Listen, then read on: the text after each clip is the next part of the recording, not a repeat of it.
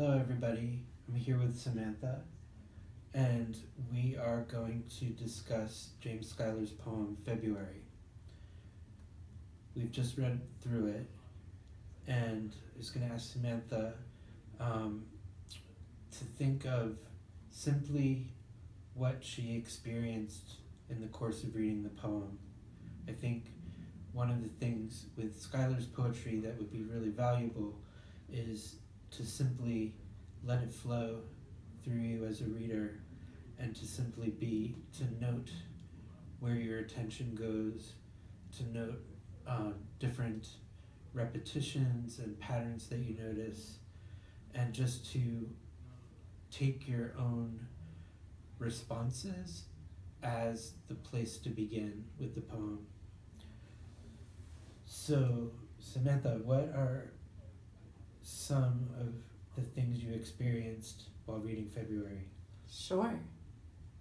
So it begins with a chimney breathing a little smoke, and I thought it was interesting how for us regular humans, it's bad for us to breathe in smoke. Right.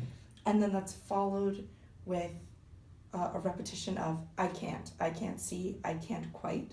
Mm-hmm. So I immediately started this poem with thinking that the chimney in particular, were a little otherworldly. Right. That the chimney could do things that one couldn't, that this was a world where maybe rules were being broken. I really liked the neatness of the pink of 5 tulips at 5 p.m. on the day before March 1st. Mm-hmm.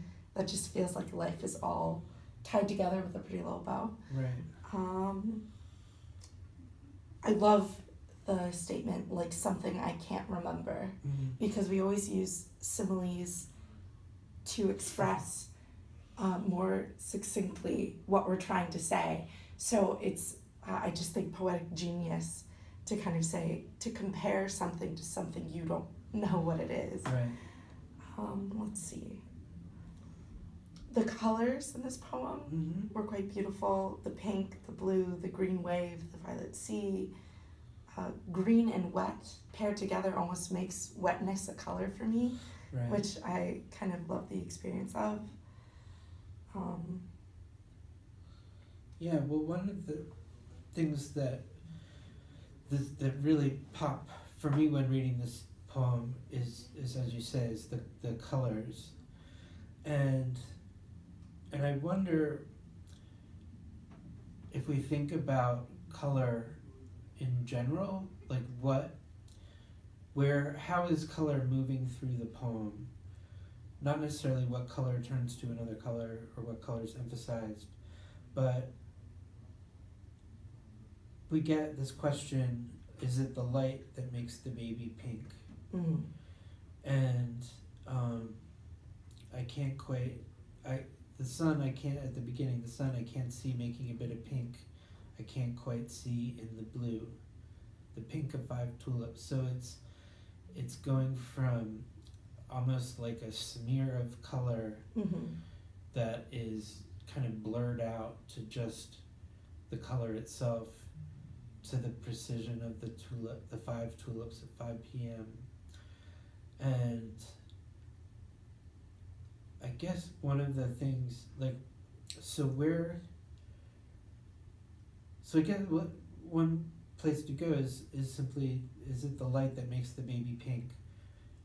Do we think that, what's the answer? Does that question have an answer? This is a very complicated philosophical question. What makes the baby pink? Right. So is it a question of perception? Like, is the baby as an essence actually pink? Or just because we're seeing the baby in this light, the baby seems pink? Right. Right. And it's even further embedded because it says, I can't get over how it all works in together, which I think is a crucial statement for Schuyler's poetry. I can't get over how it all works in together. But then it's like a woman who just came. So everything preceding is either in a memory or something that is occur in the present tense. Mm-hmm.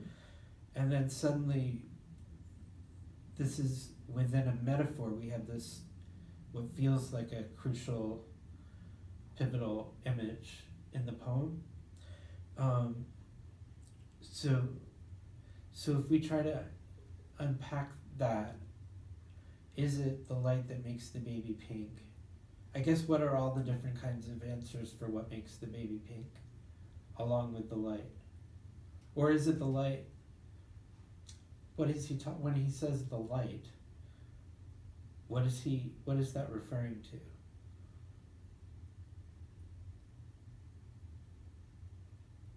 Like, is it the light that is surrounding him on this March, on the day before March 1st? Which day is that? February 28th Or 29. Right. Oh. Yeah, so. Oh, I love that. Right. Because any other month, it'd be very obvious, very concrete.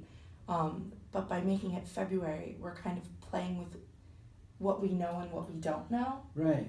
So we're existing in the blur between 28 and 29. Absolutely. Yeah, and so what seems like such a precise statement, the pink of 5 tulips at 5 p.m. on the day before March 1st, actually turns out to be a very open, blurry, in terms of time. Sure. Like, when are we? We don't. Is it a leap year or is it not?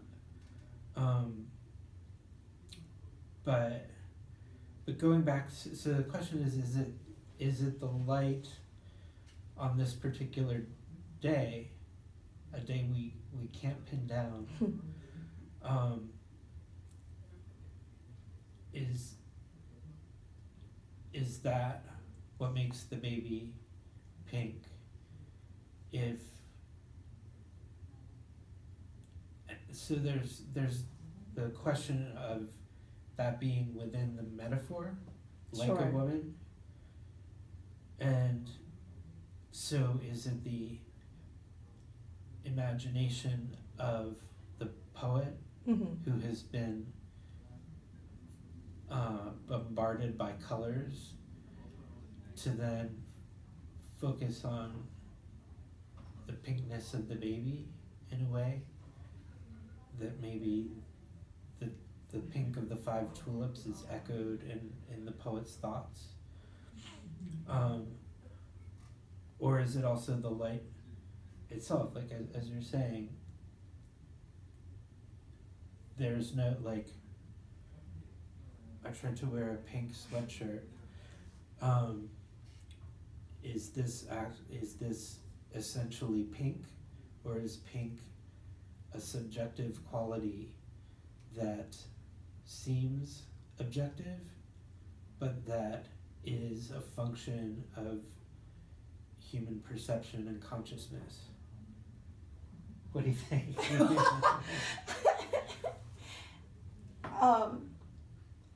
I mean, a little bit of both. Like, definitely perception. Like, I'd say your Yeah. sweatshirt, I'd call it red. Okay.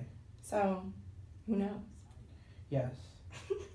Well, that's what, and I think, but then what makes this even trickier is, it's like a woman who just came to her window. Right. But then he says, I can see the little fists and the rocking horse motion of her breasts. And then it leaves that image. It's getting grayer and gold and chilly. It could be that I can see the little fists is just the poet expressing the intensity of the memory. Right. Right, definitely. What do you make of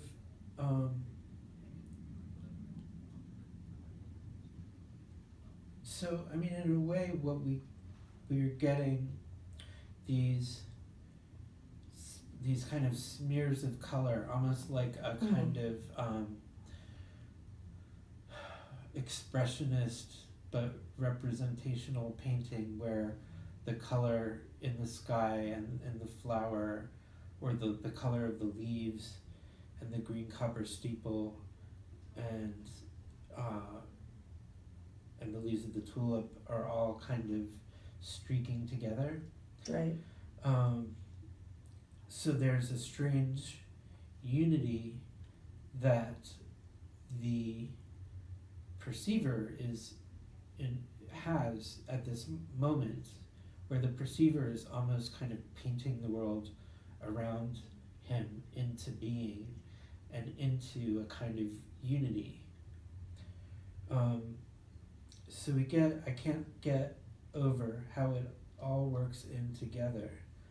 And then we have the two dogs at the end. It's getting grayer and gold and chilly. Two dog-sized lions face each other at the corners of a roof. It's the yellow dust inside the tulips. It's the shape of a tulip. It's the water, the drinking glass. In the drinking glass the tulips are in.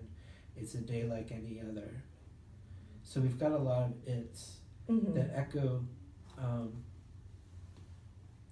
with, if we look at some of the previous it's, I can't get over how it all works in together. And then like a woman who just came to her window and stands there filling it. So what is it? It's a pronoun that we take for granted so much in speech. It's raining, right? Just means we are in a state of it being raining. Right. But here, as well, like the it is encompassing many things. It's the yellow dust, it's the tulip shape, it's the water in the drinking glass. And we can think about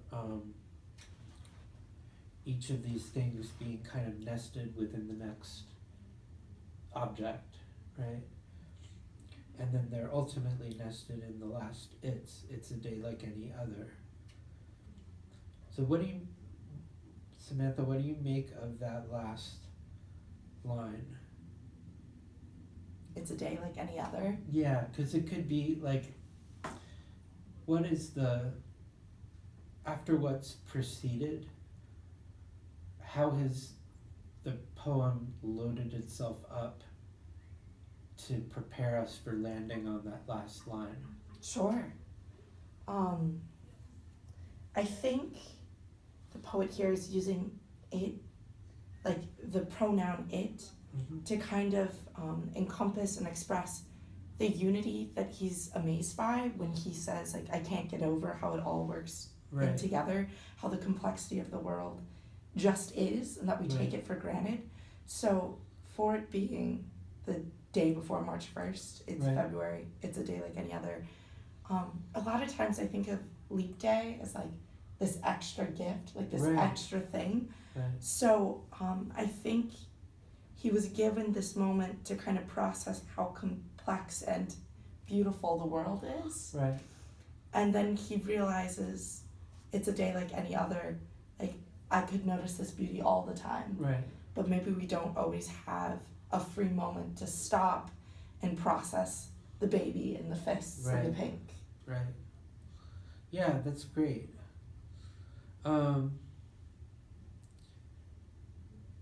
Yeah, and there's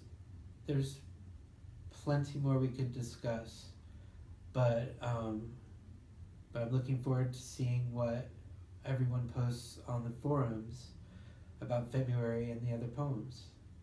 Okay, well, thank you, Samantha. No problem, thanks for having me. Sure. That was fun. Okay, good. I feel famous. You're gonna be famous.